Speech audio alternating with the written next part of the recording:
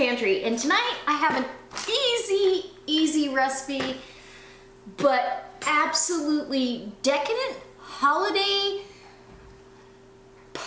dinner party friendly. You've got to add this to your fall or holiday menu somewhere. Some of us, you know, there's only one or two people in the household, and maybe you don't want to have a turkey, or maybe you don't want to roast a chicken, or maybe there's some other things that you don't want to do, but you still want a decadent meal that is a little bit different than the norm. Although I have this, this is something you will want to put on your regular menu, and it seems like it's over the top, but trust me when I tell you it's easy and it is delicious, and that's pecan crusted chicken. Now I do a little spin on it. This chicken has been marinating overnight in buttermilk and garlic chili sauce, and I'll try to leave a link to the chili sauce because you've got to have this in your seasoning. It's just delicious. It lends the spicy chili and the garlic, and you can taste it in the background. I use this for my fried chicken. I use it for a lot of things. So I've got some chicken thighs here. I have one with the bone in, one chicken leg with a bone in, and then I've got 3 chicken thighs that are skinless, boneless. And those obviously will cook faster, but I've got a parchment lined cookie sheet. We're gonna get this recipe rolling in my Power Chef that I just got done putting about a cup and a half of pecan halves after they've been chopped up, and a half a cup to 3/4 of a cup of all-purpose flour, a tablespoon of Johnny's garlic, 2 big heavy pinches of kosher salt, and is that it? I think that's it. Anyway, that's in this container, and this is going to be my breading. So I just mix everything up in the Power Chef and we're good to go. So let me bring you in close, show you how easy this goes together. And this pecan crusted chicken is going to blow your mind. Okay guys, this couldn't get easier. And I'm doing this after work, so, okay.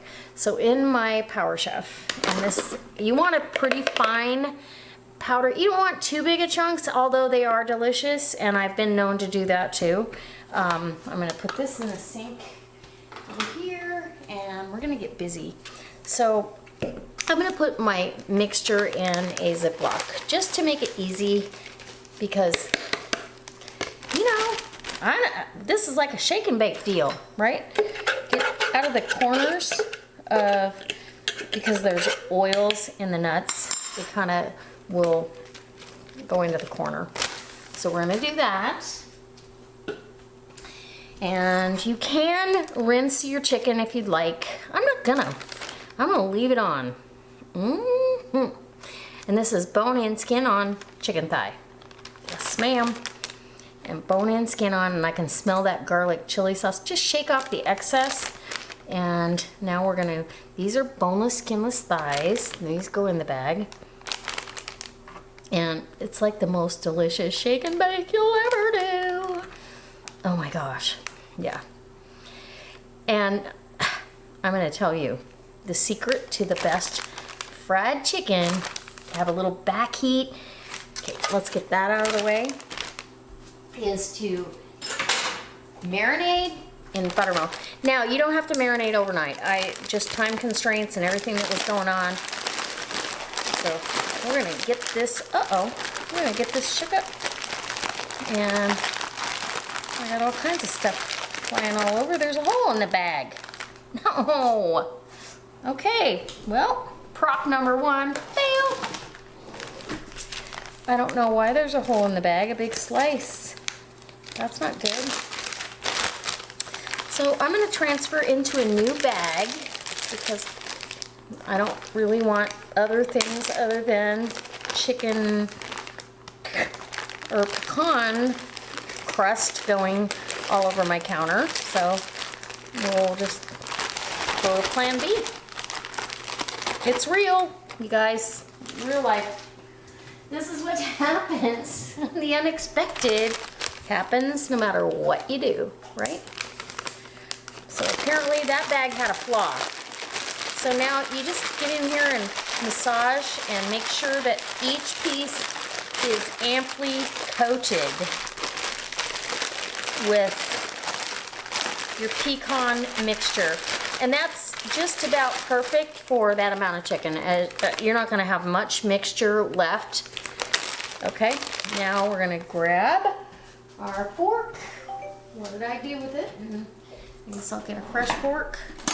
We're gonna grab a fork, we're gonna pull this out piece by piece and put it onto our parchment lined baking sheet. My oven is preheated to 375 and that's perfect. Oh, yum. Now, I have done this several different ways, so I'm gonna do a couple of different recipes for you to show you a little bit different technique for something different later on. Because this is one of my favorites. The flavor profile, you can't beat it. How easy is that? It's literally shake and bake for grown-ups. Any pieces of the crust that you see, put like in here. We got some leftover crust. Let's put that right there and smash it on in because we don't want to waste it. Pecans are, they're not super expensive, but they're not, you don't want to throw them away. You go to all the trouble. Let's get it all smashed on. And I think we're good. Okay, now we are amply crusted and I'm gonna space these out so they're not touching each other too much.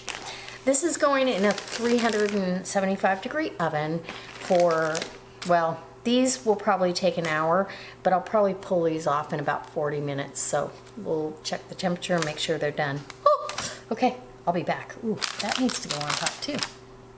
All right. Okay guys, so these were in the oven for 45 minutes and I left these boneless, skinless thighs in the oven for the same amount of time. I'm gonna give you a little bit of a taste test and we're gonna call it good.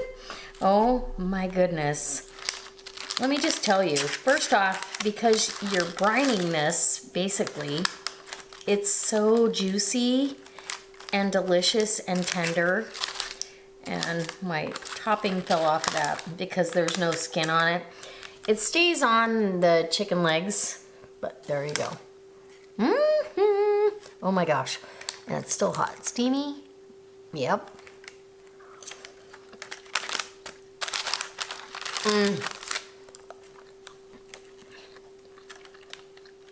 I'm going to tell you, you got the spicy hit from the marinade or the brine. And if you want to see that brine recipe, please leave me a comment in the comment section and I will post a video on how to make that brine. It's what I do every time for chicken and it is over the top delicious. If you like a little kick in the background, if you don't groove on that, as my friend says,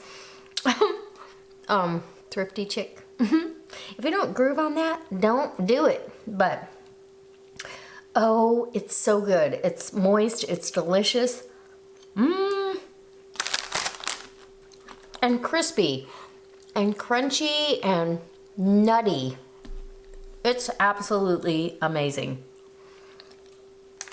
Your guest will pick up on every little piece that lands on their plate. I guarantee you this will not be left behind because the pecans, that crust is to die for.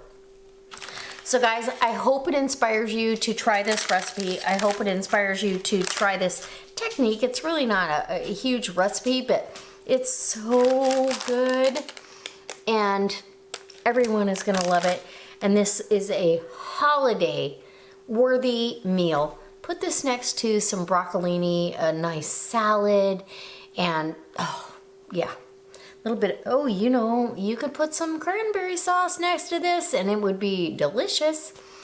All right, we'll see you next time for another delicious recipe right here at Linda's Pantry. Let me know what you want to see next. Bye.